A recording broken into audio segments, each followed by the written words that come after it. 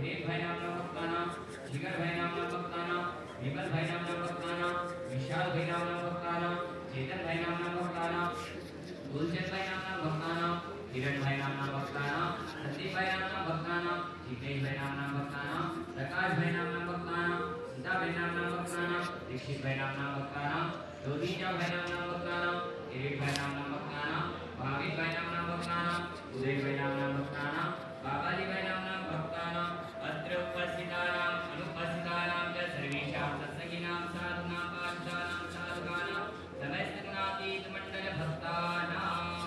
अब यहाँ से मैं जैसे बोलता हूँ मेरे पास आप सभी रिपीट कीजिएगा। मम